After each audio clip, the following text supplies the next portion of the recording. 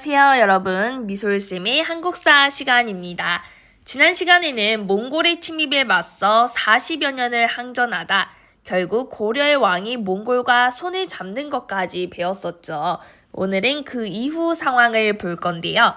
고려는 다른 나라들처럼 몽골이 세운 원나라의 식민지가 되지는 않았어. 고려라는 나라 이름, 왕실, 풍속 등 독립국이라는 지위는 그대로 인정을 받았습니다. 하지만 전과 같을 수는 없겠죠. 원나라의 간섭을 받게 됩니다. 그래서 이 시기를 원간섭기라고 부르고요. 이 시기 특징은 크게 5가지로 나눠볼 수가 있습니다.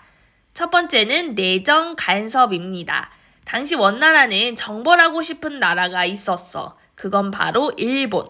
일본은 섬나라죠. 어떻게 가? 배를 타고 가야지. 그런데 몽골은 바다 무서워요. 배 타본 적이 별로 없어. 잘 몰라. 그래서 고려의 수군들을 데리고 일본 원정을 떠나려고 했어. 그리고 전쟁 준비를 위해 개경의 정동행성이라는 기구를 만듭니다. 자, 여기서 정동행성이란 정벌한다는 거야. 어디를? 고려의 동쪽인 일본을.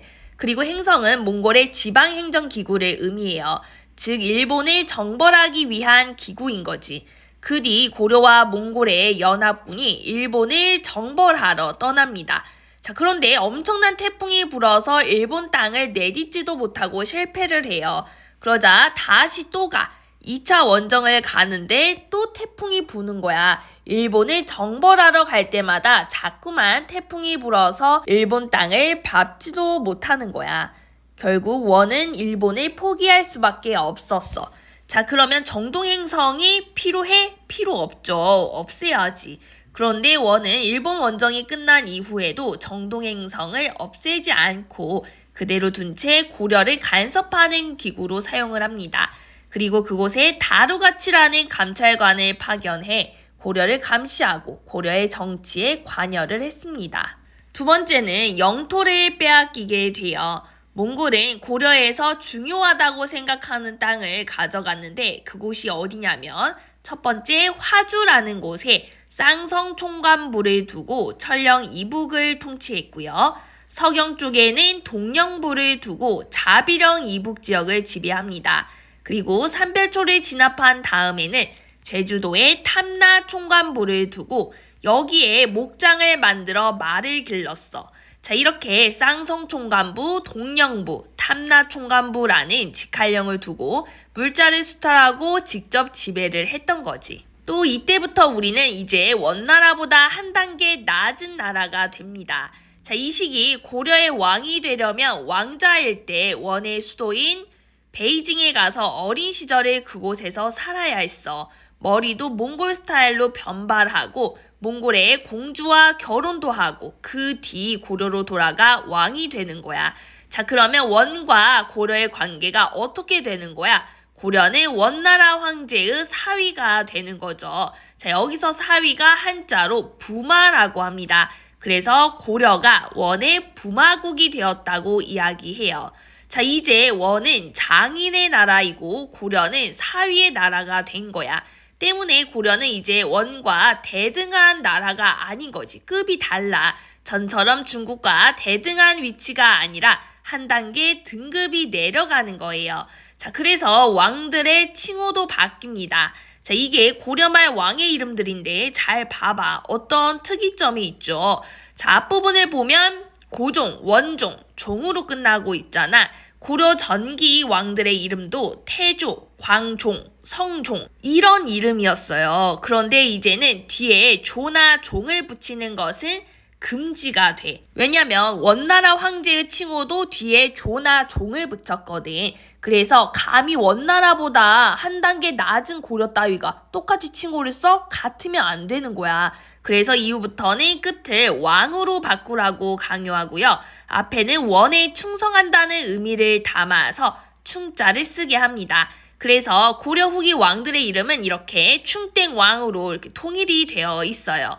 자, 이뿐만 아니라 호칭이나 관제도 다 한 단계씩 다운됩니다.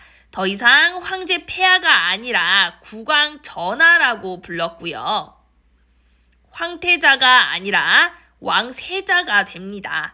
그리고 중앙 관제도 원래는 2성 6부였는데 이제는 1부 4사로 규모가 축소가 됩니다. 자, 여기에 각종 수탈도 많았는데요. 가장 많이 수탈했던 것은 사람, 특히 공녀라고 해서 10살 전후의 어린 여자를 신분과 상관없이 잡아갔고요. 그래서 딸이 있는 집에서는 딸이 공녀로 끌려가는 것을 피하기 위해 결혼을 일찍 시키는 조혼 풍습이 유행하기도 합니다. 자, 뿐만 아니라 금, 은, 인삼 같은 특산품도 가져갔고요. 또 특이한 게 몽골인들이 사냥용 매를 굉장히 좋아했대. 약간 애완동물처럼 막 여겼단 말이야. 그런데 우리나라의 매가 좀 유명했다고 합니다. 그래서 은방이라는 기구를 두고 매를 키워서 매를 징발해 가기도 했습니다. 자, 그리고 이러한 원간섭기 기간이 꽤 오랫동안 지속되면서 몽골의 풍습이 고려에 유행하게 되는데 이를 몽골풍이라고 합니다. 자, 먼저 헤어스타일인 변발, 앞머리를 다 밀어버리고 뒷머리를 이제 닦는 이러한 헤어스타일이 유행하고요. 몽골식 복장인 호복, 그리고 음식으로는 만두나 호떡, 설렁탕, 소주 같은 음식들, 그리고 족두리와 연지곤지 같은 풍습이 유행을 합니다. 반대로 고려의 것들도 원나라에 흘러가기도 했는데요. 대표적으로 고려 청자, 그리고 음식으로는 쌈채소, 오늘날 약과인 고려병, 또 악기인 비파와 두루마기 같은 고려식 복장이 원에서 유행하기도 합니다. 또 이 시기에는 힘센 원나라의 빌부터 권력을 키워나간 권문세족이 새로운 지배층으로 등장하는데요. 이들은 문벌 귀족, 무신, 원나라 말을 잘하는 통역가, 원나라 황실과 친분이 있는 사람 등 출신이 되게 다양해. 그런데 한 가지 공통점이 있었어. 그게 바로 친원파, 원나라와의 친분을 바탕으로 고려말 지배층이 됩니다. 자, 이들은 정치적으로는 음서로 관직에 진출해 고위 관직을 지내며 정방을 통해 인사권을 장악해 나갔고요. 도병마사를 개편한 도평의사사를 장악해 중요한 일들을 결정했습니다. 또 경제적으로는 백성들의 땅을 빼앗아 대토지를 소유했어. 당연히 백성들의 삶은 힘들었겠죠. 이때 이러한 고려를 바꾸고자 했던 왕이 바로 공민왕입니다. 당시 공민왕에게는 2명의 적이 있었어. 하나는 원나라고요. 나머지 하나는 원에 빌붙어 있는 권문세족. 이 두 적들을 해결하기 위해 공민왕은 개혁을 시도합니다. 자, 먼저 원의 간섭에서 벗어나고자 반원 자주 정책을 실시하고 권문세족을 제거하고 왕권을 강화하는 정책을 실시해요. 자, 구체적으로 살펴보면 반원 자주 정책은 원나라의 간섭을 받기 이전의 고려로 돌아가겠다는 거야. 자, 이를 위해 원나라의 힘을 믿고 까부는 친원파를 제거하고 고려의 정치를 간섭하는 정동의 행성도 없애 다운되었던 왕실 호칭, 관제 다시 업그레이드 시키고요. 몽골풍도 금지하는 등 친원적인 흔적들을 제거해 나갔습니다.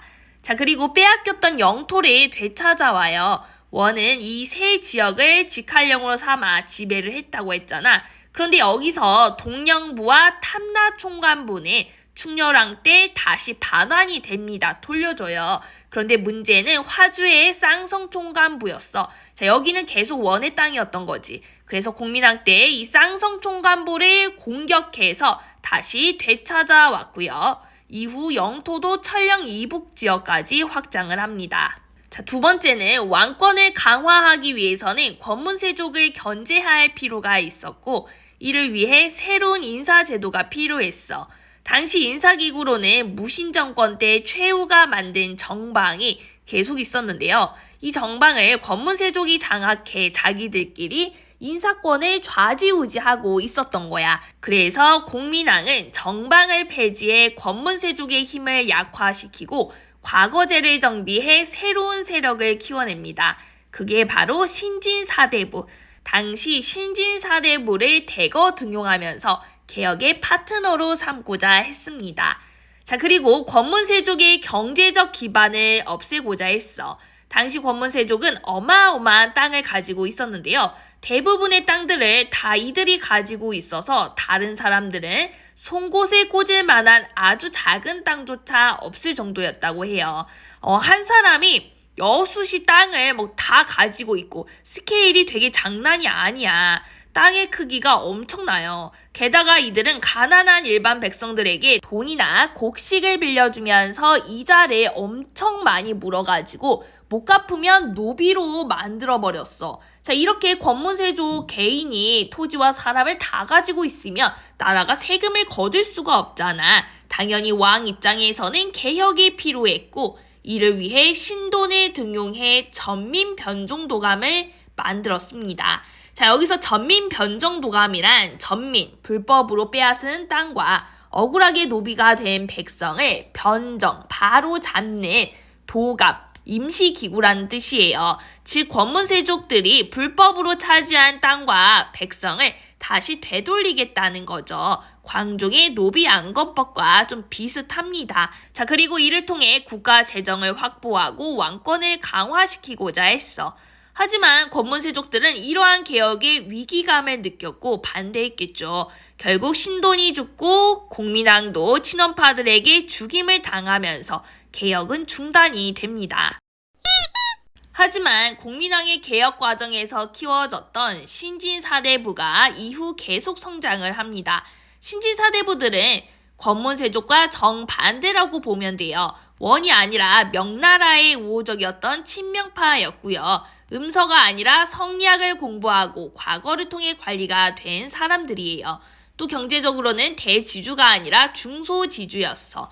때문에 이들은 권문세족과 불교를 굉장히 싫어했습니다.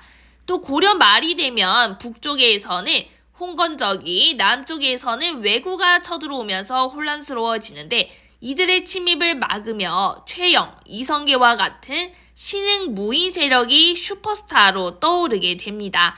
그리고 그중 이성계가 신진사대부들과 손을 잡으면서 이후 조선이라는 새로운 나라를 만들었습니다. 네, 이렇게 오늘은 원나라의 간섭기 모습을 살펴봤고요. 다음 시간에는 이제 조선이라는 나라에 대해서 알아보도록 하겠습니다.